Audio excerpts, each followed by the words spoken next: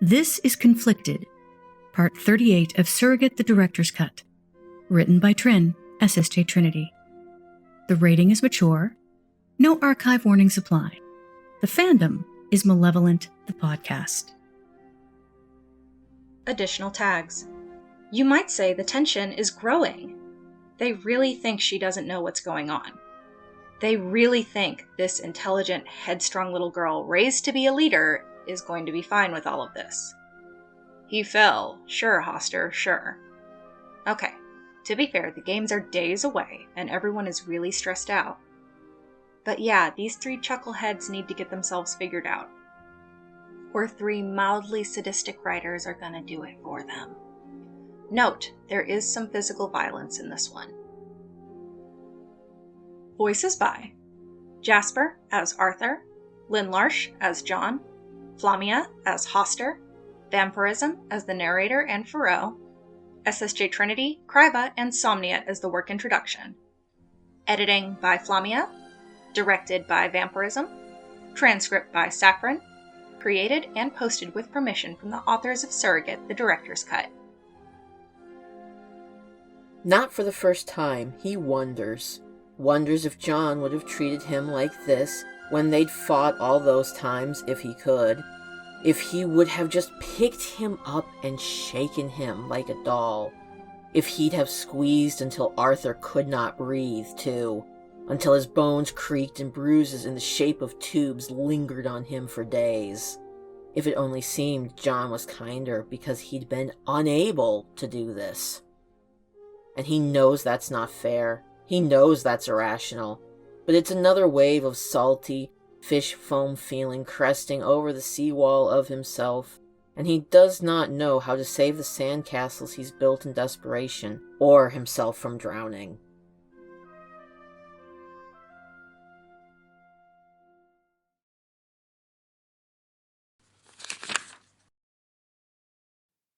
It is 6 days to the games.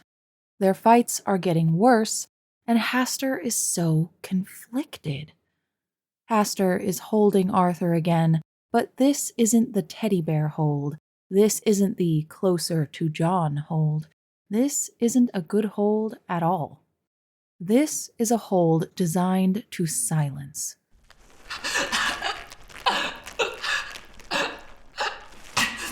Arthur doesn't stop glaring with eyes that do not see, that manage to pierce right through Haster's composure like the stridence of knives on a chalkboard. Haster, he can't breathe. Arthur can't. He can still spit, though, or he tries. It mostly goes onto his chin, but some hits its goal, wet and frothy on Haster's robe, sliding down. Haster wants to throw him, smash him against the wall so he shatters and never spits again. He wants to embrace him, pull him into the core of his many arms, to make him welcome Haster's touch and presence and opinion. He wants to rip him in half and shake him over a bowl until John falls out. He wants to take him to bed and... No, that's John's desire slipping through, resonating even though John doesn't even know what John wants, and it's pissing Haster off. Stop!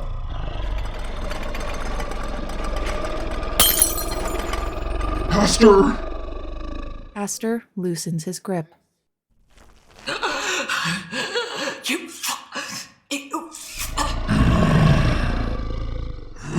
Arthur! John growls too, because he is afraid. Stop! Just stop it! Hear him the fuck out! No! He can't do this. She's a child! Haster tells himself not to shake Arthur until his neck snaps and he goes limp like a doll. Haster tells himself not to sway Arthur until the man is flushed and adoring, eager to please as he likes his toys to be. But Arthur isn't a toy. He hasn't swayed Arthur for a couple of years now. Arthur is terrified of it. Letting that tool go is a concession to John's concern for Arthur, and he will not undo that mighty effort now. He holds himself neutral in impossible balance and does not even yell. If you had bothered to listen to what I had to say, composer, you might have noticed I said nothing about agreeing to betroth anyone to anything. All right, so he'd yelled. So he'd lost that battle, raised his voice, slammed several tentacles onto the floor so hard they cracked the marble. Damn it. Damn the man. Damn Arthur Lester and his whatever it is that gets under his dark, deific skin. One of these days he'd do the unthinkable, and Arthur would die. Maybe. The thought hurts somewhere between his many hearts. Or maybe he would just focus on getting John back and solve all the problems that way because it would restore him to power and stop the constant burning pain and soothe the quiet fear that the reason he can't find a way to protect Thoreau is he is not whole and... Arthur twists in his tentacled grip like an insane fish, and Hastur resists the urge to slap him.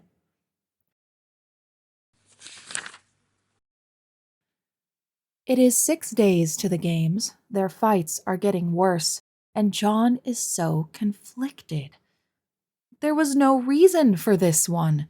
Hastur came to tell them things, as he's done for months now, going out of his way to keep Arthur informed as to what's happening with Thoreau. John still doesn't know why. It's partly for him, sure, to curry favor, which John denies, which John resents, which John concedes. But that isn't the main reason, and he knows it deep in the space where his many hearts should be. This has something to do with Arthur himself, with wanting Arthur happy? Approving? Jealous? And John wants Arthur restored and back to his combative, ridiculous self. But why does he have to show signs of recovery when Hastur is actually trying to work with them? Why now? What the fuck, Arthur? Be still! His arm is pinned, taking in the trembling rage and something else. Something else. There is something else Hastur is feeling, but John cannot make it out. That threatens to crush them. He can't even distract Arthur like this. Can't reach up and smack him or pet him or do anything. Damn it. Bad to be so helpless. Worse when his one avenue of physical action is closed. And Arthur is spitting now. Really poorly, they'd have to work on that. And for crying out loud, doesn't he know he's mortal? Hastur! John is aware of Arthur's flinch, but focuses on the only threat to Arthur in the room. He doesn't understand. He sees fucked up things here all the time, including sex. He's afraid. Don't you get it? And Hastur draws slightly back, and the conflicting halves of him seem to come together into one shocked, offended rumble. Did he actually think I would say yes? I don't know. Did he? Arthur! The fuck were you thinking? Arthur! Arthur! Arthur!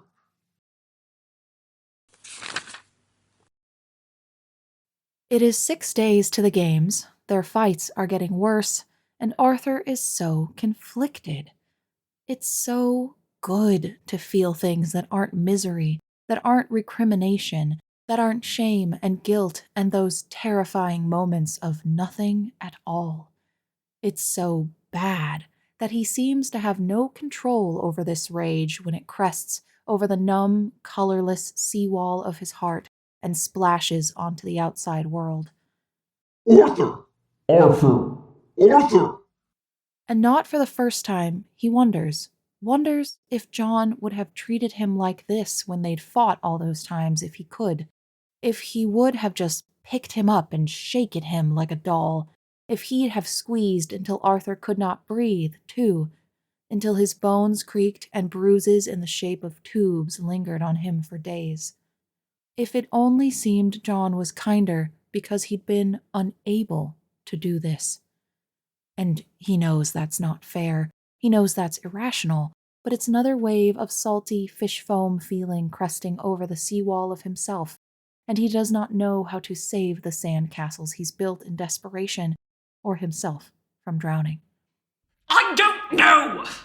He winces at his own volume, his head pounding with the pain of John's anger. Does he know it hurts? Does he do it on purpose? And he would wipe his wet eyes if he could, but his arms are pinned, and he cannot. You're the one who came in here and said there were fucking offers! And you said it would be advantageous.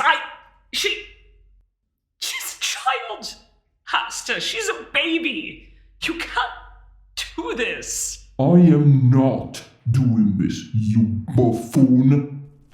Haster shakes him once. Arthur's head snaps back, and his teeth close on his tongue. He winces, tasting blood. He tries to spit that. It doesn't work. Repulsive. Haster roughly cleans his face with cloth from somewhere. Arthur, stop doing that! I am not going to betroth her to anybody. If she ever wishes to join with another that way, it will be her choice. Arthur goes still. Finally. Really? Really? What kind of a monster? Ah, of course. You humans do that all the time, don't you? Promising the hands and loins of children to grow your filthy kingdoms. Yes, I can see how you completely forgot that I am a god, and assign your hideous human expectations to me. The seawall is peaking now, drying in the sun, waves retreating to wherever the tide takes them, and he cannot bring them back. He just breathes, aching from John's anger, feeling weirdly stupid for getting so mad, for not just hearing Haster out, for... He shakes his head, then hangs it. I'm sorry, Silence. You are infuriating. Pointless, because they all know it. I know. Fuck, Arthur, don't you dare start beating yourself up now. Would he have also left bruises? She has had As though the yelling and the spitting and the squeezing hadn't happened. 6 proposals. 4 for unification, 2 for breeding. The latter 2 I put down with great prejudice. I do not hate betrothal ideas, as they show respect and a desire for her favor and mine. But breeding? No. That I will not tolerate. What did you do? John is less angry, and Arthur's headache shrinks. I damaged the first and killed the second. No more have come. Arthur grits his teeth. I guess it's inevitable. They'd want to be near her. You've made sure everyone knows how wonderful she is. I have. And I... Arthur looks up, pointless as it is, and hears the worst possible thing he could right now. Dad? Uncle Arthur? What's happening? Arthur suddenly hopes, desperately, that Haster's quick clean took the blood off his face. Nothing, darling. Why are you awake? I heard you shouting. Shit. I'm sorry, sweetheart. That was my fault. Haster squeezes gently. This one is not painful. It is communication. He fell, darling. We shouted because he was clumsy about it. Oh, did you knock out a tooth? Fuck. The blood is still there. I have repaired it. Tell your Uncle Arthur not to be so foolish, Uncle Arthur. She's half asleep, not truly concerned, and why would she be? Because her father is a god. Her father can fix anything. Her father can bring her back from the dead to torment his enemies. I'll be more careful. He's suddenly on the edge of tears. He couldn't bring her back from the dead, no matter how much he wanted. I'm lucky your dad was here. You really were shouting a lot. As if doubting this scenario with rising wakefulness. Of course we were. Because some of us have the self-preservational instinct of cooked noodles. And for no reason Arthur knows, that strikes him as funny.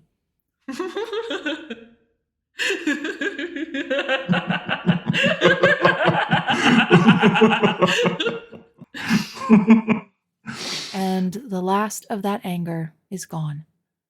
And then, miracle of miracles, it isn't much. It's there and gone, a few puffs of happy air.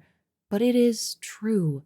It's what Arthur knew Hastur had wanted to do in the Blue Garden and hadn't allowed himself, but he did tonight. That feels like progress, though Arthur can't say toward what. Cooked noodles. Hastur strokes Arthur's hair, tugging briefly, playfully, at his short ponytail. Perhaps I should change your official designation.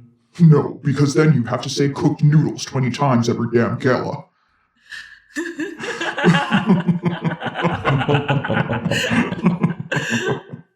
Poirot absolutely does not get it, and Arthur isn't sure he does either, but it's better. It's better. And he'll take it over whatever all that was. You're all so weird. You have no idea. Sweetheart, you are getting into a bad habit of being out after bedtime. I know. Back to bed. Trust your father. Whatever shouting there is, whatever is happening, I will handle it all. I know. And that is a very different I know. Not petulant, but with warmth, with trust, with faith. The door closes, and Arthur can only assume she's gone. We have to be more careful. Perhaps I should no longer bring you these reports. Arthur is well aware that's manipulation. That's bribery in exchange for good behavior. Arthur also does not care. Please, don't leave me out of the loop. I can be better. Arthur fucking hell. No, this one's on me. I'm sorry, Hastur. I overreacted. I didn't listen. I can... That touch again, tilting his face up this time, under his chin. Why can't you be like this all the time? Arthur has no answer. Because you're a motherfucking asshole who could make a 1,000-year-old corpse lose their shit. Arthur has to resist the urge to laugh again, because this is not the time, and this laugh would be hysterical. You know, John, if you were with me, I would handle his obstinance better. You know that I would. Silence. There would be no need for all these histrionics. Whatever magical understanding you have of his little snits could be mine, and we would no longer view them with rage. Yes, you would. Which no one expected, including himself. Because he'd made John mad more times than he could count, he wasn't sure he knew how to not do that. Merging would do many things, but it wouldn't fix that.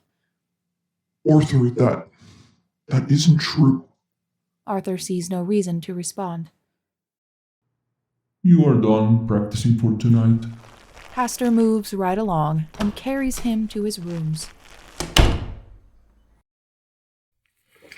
He takes him to the bathroom and washes his face like a child, then makes him rinse out his mouth.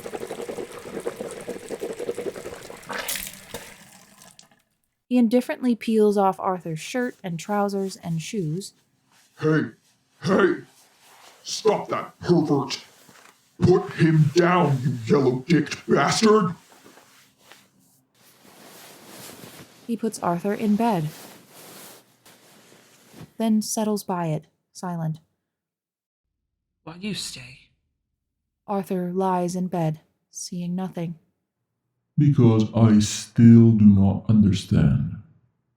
And perhaps, if I finally do, he will come home. So that tracks.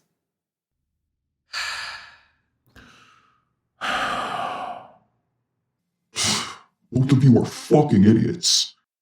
John insults them both for a couple of minutes before he realizes no one is responding, and he goes quiet, too. Arthur thinks he cannot possibly fall asleep after all that, but of course he does. Hastur remains, and Arthur knows, because his dreams are only peace, and does not leave until dawn turns the white marble pink.